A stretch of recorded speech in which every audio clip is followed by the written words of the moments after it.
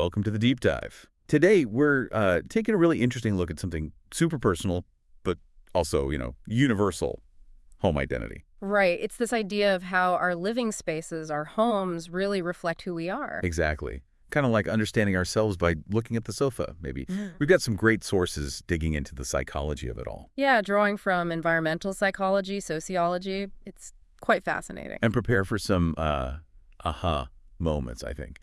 Our mission today is really just to unpack how our homes act as these mirrors. Sometimes we know it, sometimes we definitely don't. Whether it's deliberate or just happens naturally. Okay, let's dive right in. One big idea from the sources is this. Walking into someone's home is like reading a quiet autobiography. That's a great way to put it. Think about it, right? Minimalism versus, a place just full of stuff. Yeah, it immediately signals something about values, doesn't it? Like order versus connection, maybe. Or aspirations even. Maybe fears. What's the psychological angle on that? Like, why do we do that? Well, it comes down to something called environmental self-regulation.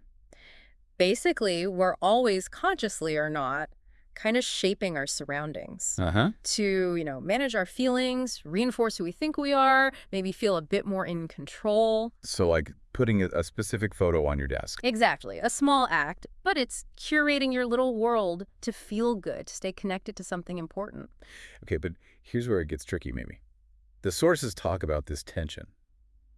The Instagram home versus the real lived-in home. Oh, yeah. That's huge now. Especially with Zoom backgrounds and everyone seeing into our houses or those perfect Airbnb aesthetics. Right. It forces that question.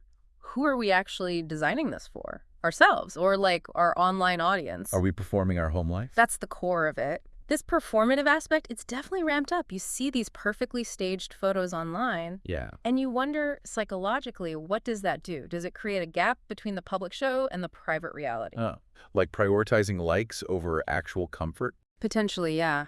External validation versus just feeling genuinely at home in your own space. And it's not just performance for others, is it?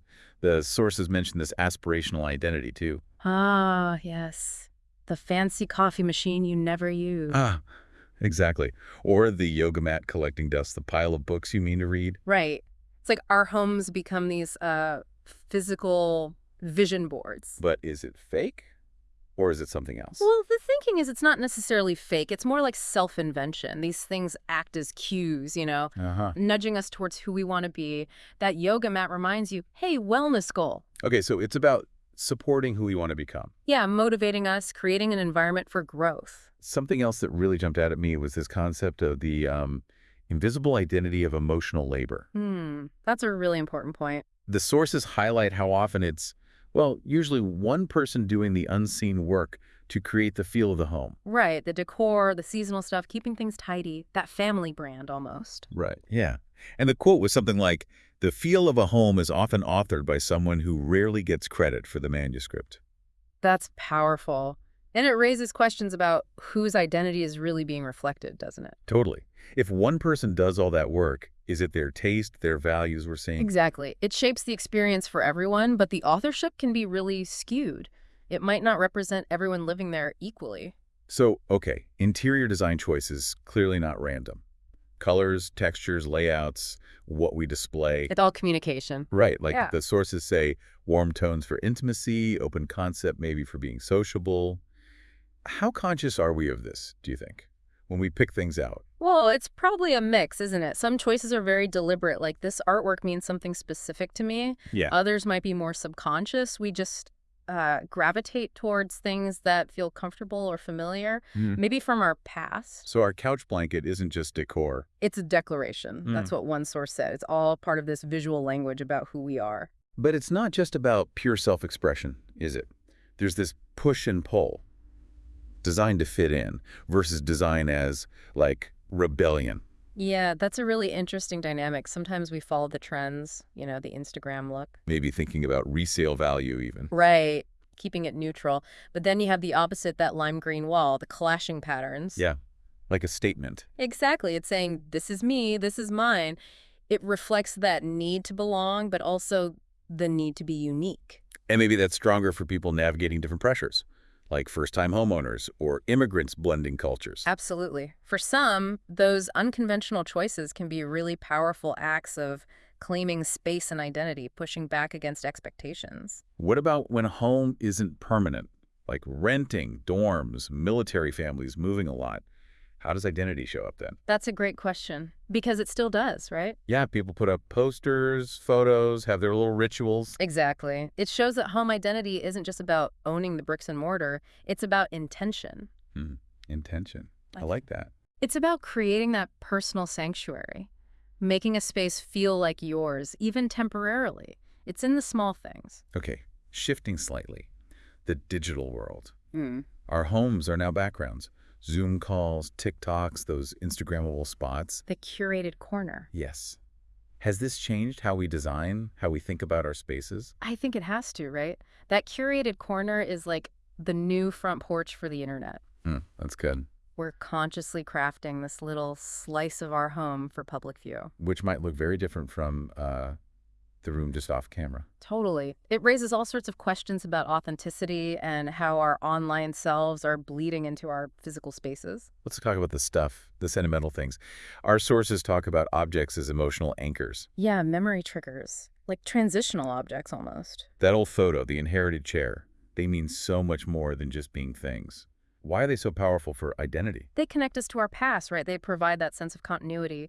This has been with me. It grounds us in our own story. Like the sources say, the stuff creates this continuity of self. It's not just clutter, it's our narrative made physical. And collections. Books, art, souvenirs.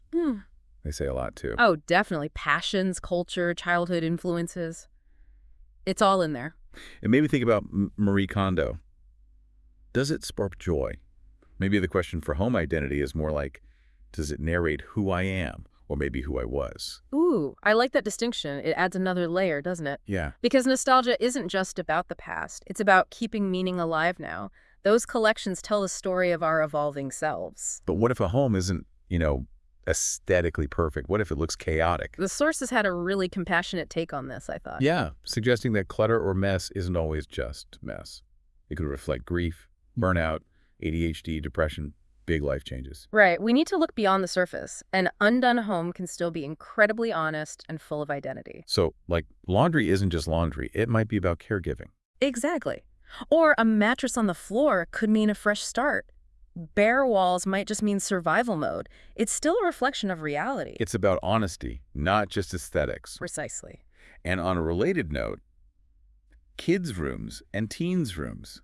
The sources call them evolving identity labs. That's perfect. It really is, isn't it? Yeah. It's often the first space they really control. The posters, the way they arrange things. It's where they test things out.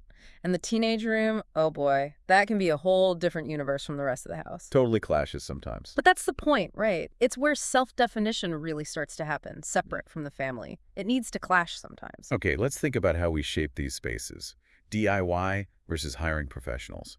There's something special about DIY, isn't there? Oh, absolutely. That sense of empowerment, creativity. Even the mistakes that become part of the story. Yeah, it's like you're literally putting yourself into the walls. It's deeply personal, that kind of identity work, therapeutic even. But then hiring pros lets you do bigger things, maybe. But it brings in other factors. Right. Budget reality checks, building codes. Your vision versus the architect's interpretation, maybe. Or thinking about resale value versus pure personal taste. Exactly. It becomes more of a negotiation. But whether it's DIY or pro, it's still this dialogue between the dream and the practical reality, isn't it? Yeah. Either way, the goal is hopefully a space that reflects you. Ideally, yes. Reflects your needs, your values, your style. And we can't ignore the bigger structures either. Architecture itself carries meaning, right? Definitely.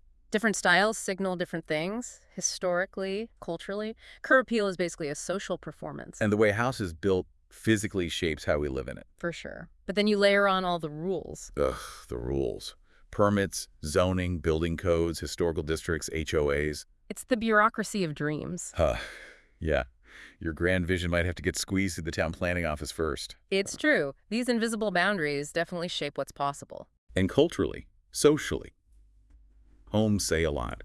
The sources mention socioeconomic signals. Yeah, things like house size, location, features like open kitchens, or even the tiny house movement, they all send messages about class or values. And how things like real estate photos or Airbnb shots can kind of Flatten that identity sometimes, make everything look the same. Yeah, create a sort of generic, appealing to everyone look. And what about shared spaces? Multi-generational homes, roommates. How does identity work there? It must be a negotiation. Totally. It becomes a shared narrative, like the sources said. You have these layered voices, different values, different traditions, all trying to coexist. So design becomes about compromise, finding common ground. Exactly. Creating a space where multiple identities can feel like they belong. Finally, there's this more philosophical idea, Gaston Bachelard's concept of the house as a place for daydreaming. I love that idea. A place where we imagine our future selves. It highlights that homes aren't static, are they?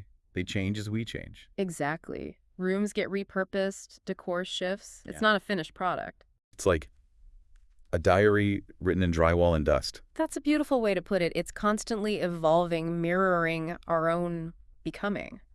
So as we wrap up this deep dive, maybe some questions for our listeners to think about. What does your home really say about you right now? Is there one room, or maybe just an object or a corner, that feels most like you? That's a good one. And have you noticed your home changing when you've gone through a big change? Yeah.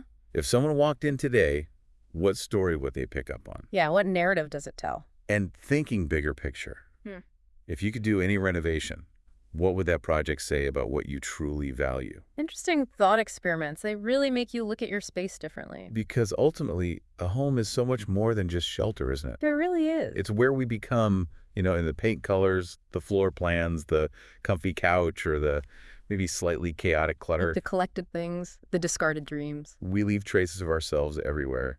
To know a home is, in a way, to know a person. And maybe to change a home is often to realize just how much we've changed too.